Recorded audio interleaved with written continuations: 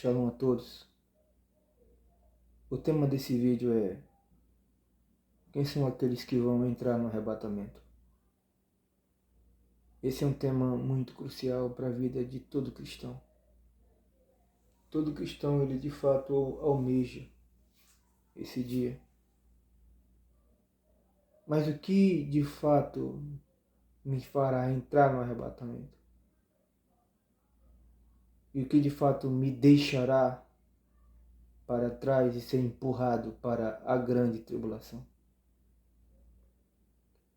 Nós estamos vivendo os últimos dias da igreja na Terra. E isso nós temos que, de fato, fazer uma triagem e uma leitura muito ampla desse tempo que estamos vivendo. Nós não podemos falhar. Porque se falharmos, será algo irreversível. Nós temos que entender que a grande tribulação, ela não é para os gentios. Quando Deus fala para Daniel que as 70 semanas estão destinadas ao teu povo, não diz que é para os gentios, é para o povo judeu. E quando chega às 69 semanas, é dado um pause. E aí acontece o tempo da graça, aonde nós entramos. E esse tempo aqui não é para os judeus. A graça, de fato, é para os gentios. Mas, só para abrir um preâmbulo, e vamos ver aqui o que diz em Gênesis capítulo 7, versículo 5. Eu vou ler o 4. Porque daqui 7 dias farei chover sobre a terra durante 40 dias e 40 noites.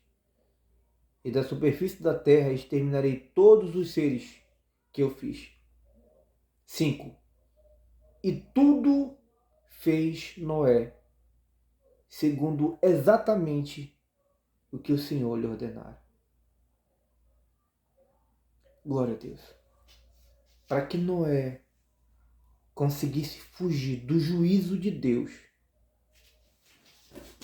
ele teve que fazer exatamente tudo o que Deus lhe designou. Esse é o primeiro fato que nos mostra aqui. Para que Noé possa alcançar o livramento de Deus e ser protegido do juízo de Deus, ele fez algo que a Escritura deixou bem clara e bem explícita. E Deus fez exatamente tudo o que Deus lhe ordenou. Não teria possibilidade nenhuma se Noé não tivesse usado o betume, o tipo de madeira, por exemplo, os andares. Se em alguma coisa ele tivesse falhado, de fato, ele não conseguiria. Ele não conseguiria fugir do juízo. Porque Deus passou uma diretriz para ele. Ele deu um azimuth, uma orientação foi dada para ele. Ele teve que seguir a risca. Então não existe a possibilidade, não existiria a possibilidade se ele seguisse 90% do que Deus lhe disse. Ou 95% que seja, ou 99% até. Mas quando o advérbio diz tudo, é tudo mesmo. Então, como que nós alcançaremos o arrebatamento se nós não obedecermos tudo o que o Senhor nos designou? É impossível. É impossível. É por isso que a Escritura diz que em Lucas 13, 23, alguém pergunta: Senhor, serão poucos os que serão salvos? Esse alguém que perguntou, a Bíblia não menciona o nome, mas com certeza ele estava ouvindo o sermão de Cristo.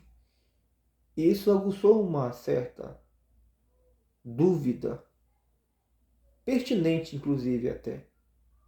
E ele pergunta: Senhor, serão poucos? E a resposta de Cristo foi simplesmente esmagadora. como a Escritura diz. Lucas 13, 23. É algo muito, muito surpreendente. Diz assim a Escritura. E alguém lhe perguntou: Senhor, são poucos os que são salvos? E respondeu-lhe Jesus: Esforçai-vos por entrar pela porta estreita, pois eu vos asseguro, eu digo, que muitos, olha só a quantidade, muitos procurarão entrar. Esses aqui não são aqueles que se desleixaram, não. Ele diz aqui que esses aqui, eles procuraram entrar, eles se esforçaram para entrar. Mas mesmo assim, eles não conseguiram. Amados, quando Paulo diz na igreja de Tessalonicense que o nível de apostasia no fim dos tempos seria terrível, por exemplo, ele diz para a igreja de Tessalonicense que isto não acontecerá sem que primeiro venha a apostasia. E, esse é uma condição aditiva, e consequentemente o filho da perdição. A primeira coisa é a apostasia e o filho da perdição. Quando ele diz isso, a impressão que temos nesse exato momento da leitura é como se fosse algo futurístico. De fato é algo futurístico, mas algo novo, eu quero ser mais claro. Ele quer dizer como se fosse algo novo, algo sem precedente. A impressão que temos é essa. Mas o fato é que no livro de Jeremias, no capítulo 8 e no versículo 5, o profeta Jeremias diz que aquele povo já vivia em apostasia e persistia no engano. E quando nós fazemos uma leitura desses dois textos, pensamos o seguinte: o que Paulo quis falar? O que Paulo quis dizer? De fato, a apostasia que Paulo está dizendo é uma apostasia surreal. É isso que ele quer falar. Eu examinando as escrituras, eu descobri algo que me deixou muito assustado esses dias. Quando nós lemos o livro de Timóteo, vocês bem sabem, que estão me ouvindo, vocês que são estudiosos da escritura, que a Bíblia, ela foi muito adulterada em muitos textos. É por isso que é muito bom nós termos algumas versões mais próximas do original. A NVI, a King James. Essas traduções são muito próximas do original e é muito bom nós sempre olharmos o hebraico, que é o antigo, e o grego no Novo Testamento. Isso é muito importante. E quando eu li no livro de Timóteo, no capítulo 4, eu li um texto e aquilo me deixava uma certa um certo desconforto nesse texto em relação àquilo que eu tenho entendido sobre o tempo do fim. Por quê? Porque quando o escritor diz aqui que é Paulo, ele fala o seguinte, ele começa a escrever: Ora, o Espírito Santo afirma expressamente que nos últimos tempos alguns apostatarão da fé. Eu falava, não tem sentido ser alguns, como se fosse uma parte muito pequena, mas está exatamente assim escrito. Mas, pasme, quando você pega o texto no grego, que é o original, está escrito assim: Ora, o Espírito eloquentemente expressa que no fim dos tempos os da fé cairão. Totalmente diferente. Quando ele diz que os da fé cairão, totaliza que vai chegar um momento que os da fé vão cair todos. Isso é no fim dos tempos. Que os da fé cairão. Só que eu presumo que alguém começa a escrever esse texto e pensa, como pode ser isso aqui? Não tem como os da fé, não tem como os da fé caírem, não tem como. E dar ouvido à doutrina de demônio, eu acho que existe alguma coisa que eles mudaram para adocicar para criar um ritmo na leitura, para ficar algo mais, acho que uma leitura mais agradável, eu acredito. Mas o fato é que não fala alguns. O texto original diz que os da fé cairão em ponto. Ele totaliza. Ele não abre margem para a minoria. Ele diz que os da fé cairão. Tendo base nesse texto, eu lhe pergunto: existe a possibilidade de alguém entrar no arrebatamento se não obedecer à risca à Escritura? Não tem. Pois de fato Noé não conseguiria. E agora eu quero concluir o texto que muitos os teólogos principalmente, têm se perturbado, questionado, e até em algum momento ele se sente no campo confortável por causa desse texto de Deuteronômio 18. Eles se esbaldam e descansam aqui. Mas eu vou lhe mostrar um texto, um versículo que vai de fato desmascarar tudo isso aqui. O livro de Deuteronômio 18:15 é um texto muito polêmico para o nosso ministério. Para nós que somos cristãos aqui, nós temos uma consciência muito exata do que esse texto diz. Mas os de fora, principalmente os teólogos, repito, os teólogos, os estudiosos, eles têm uma opinião muito formada em relação a esse texto. Mas eu quero mostrar algo para vocês. Eu vou ler a Escritura e vocês por si só tire a sua dúvida. O livro diz o seguinte, Deuteronômio 18:15, a promessa de um grande profeta. O Senhor teu Deus suscitará um profeta no meio de ti e de teus irmãos, semelhante a mim, Moisés. E a esse profeta ouvirás. 16. Segundo tudo quanto pediste ao Senhor teu Deus, lá em Horebe, quando o reuniu do povo, não ouvirei mais o Senhor, meu Deus, nem mais verei este grande fogo, para que não morra. Os judeus estavam em uma rebeldia muito grande. Eles queriam, não, se Moisés ouve o Senhor, eu também quero, nós queremos ouvir. Se Moisés ouve, eu também, nós queremos ouvir a voz do Senhor, vamos lá. E Deus disse, vocês querem ouvir minha voz? Pois bem, quando ele chegou lá, o monte começou a pegar fogo e tremer. E o povo começou a correr e dizer, vamos morrer, vamos morrer. Moisés, por favor, Moisés, nós não queremos mais ouvir o Senhor. Nós queremos ouvir um profeta, no 16. E lá no 17, Deus usa uma ironia. Ele fala o seguinte, então o Senhor me disse, falaram bem aquilo que disseram. Como que dizendo assim, vocês falaram exatamente aquilo que eu queria ouvir. Ele diz no 18, pois é exatamente isso que eu vou fazer. Eu vou suscitar um profeta no meio de seus irmãos, semelhante a ti, Moisés. Ele fala o seguinte, e a ele lhe falará tudo o que eu lhe ordenar. Vamos repetir? E ele lhes falará tudo o que eu lhe ordenar. Observe uma coisa.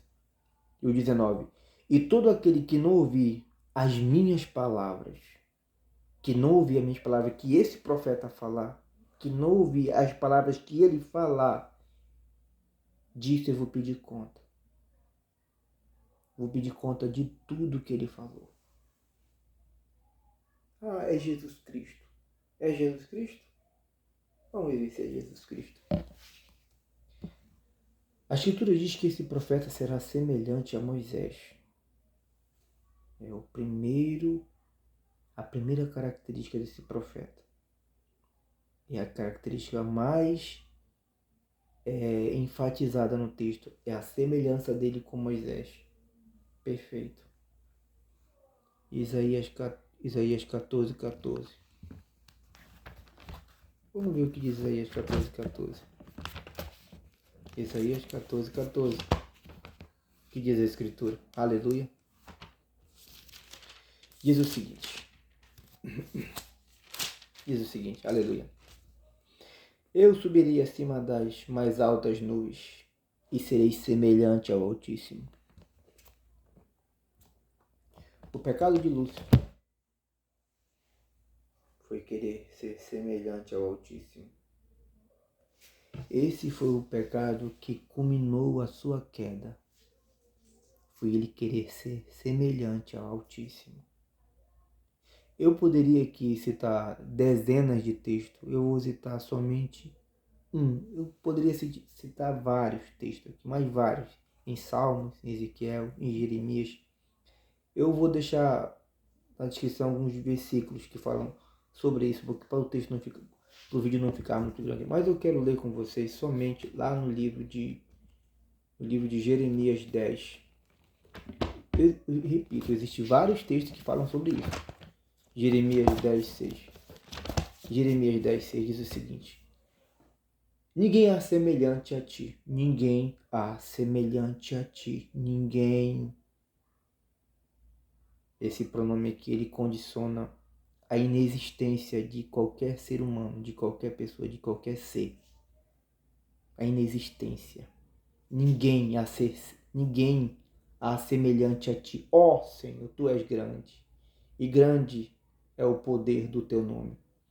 Repito, existem vários textos que os profetas dizem, inclusive salmistas, que falam que não existe ninguém semelhante ao Senhor. E aquele único que quis ser semelhante ao Senhor, ele foi lançado do céu. Então note que Cristo, Jesus Cristo, ele é Deus.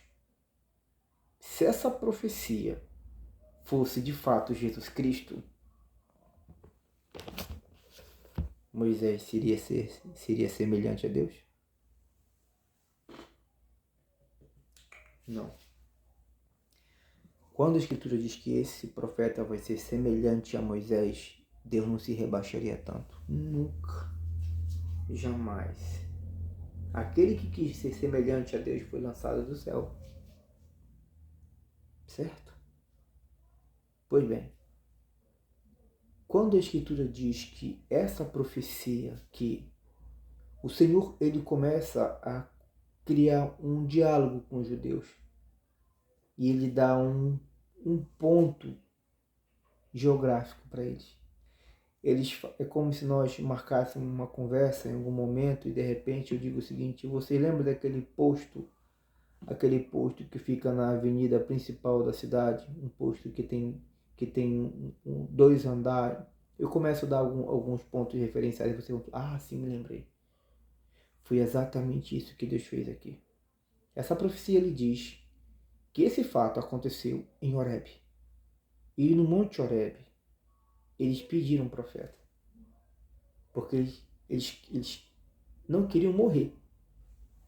Então no livro de... E a profecia diz que esse profeta, o Senhor que levantar esse profeta, o Senhor vai requerer tudo o que ele falou. Exatamente tudo.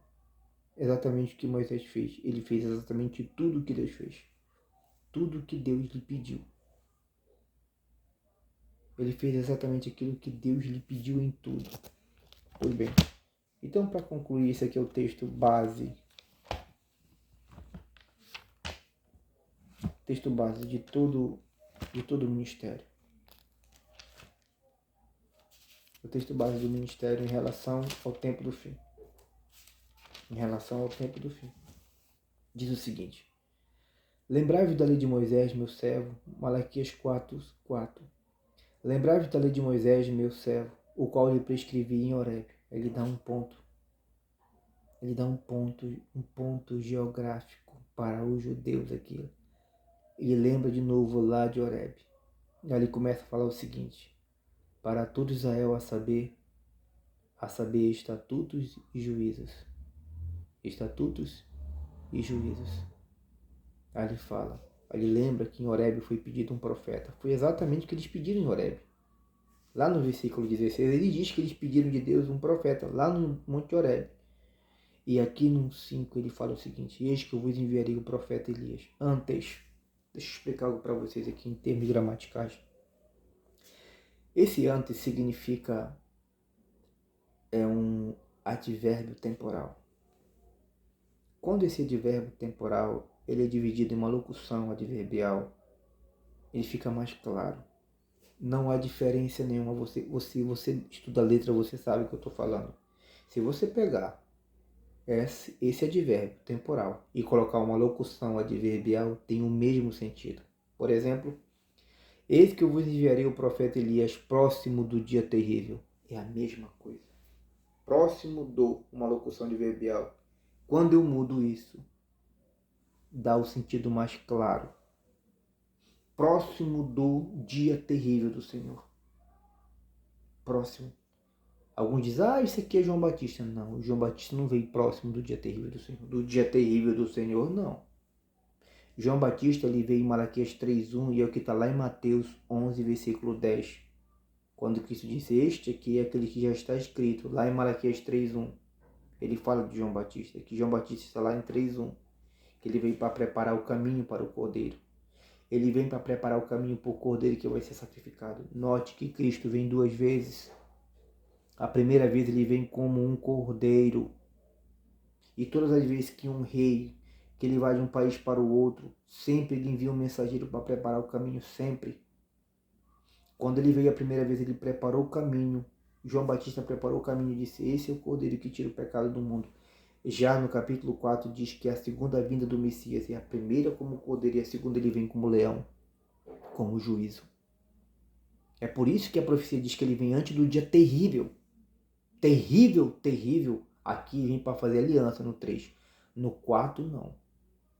No 4, ele vem para julgar as nações. Então, para concluir a minha mensagem, para você que tem entendimento e tem acompanhado os meus vídeos, não existe a menor chance de nós entrarmos no arrebatamento se não ouvirmos à risca a palavra do Senhor que está dizendo que aquele que não ouvir esse mensageiro está lá. Aquele que não ouvir esse profeta, eu vou pedir conta de tudo o que ele falou. E agora você quer fugir para onde? Você quer se escalar em qual teologia? Em qual teologia? Você quer se apoiar? Eu lhe digo com toda a seguridade. Se Noé não tivesse feito exatamente tudo o que Deus tinha lhe pedido, ele não tinha conseguido. Então, para nós conseguirmos entrar no arrebatamento, nós temos que fazer exatamente tudo o que esse profeta ordenar. Porque o Senhor vai pedir conta de tudo o que ele falou. Shalom.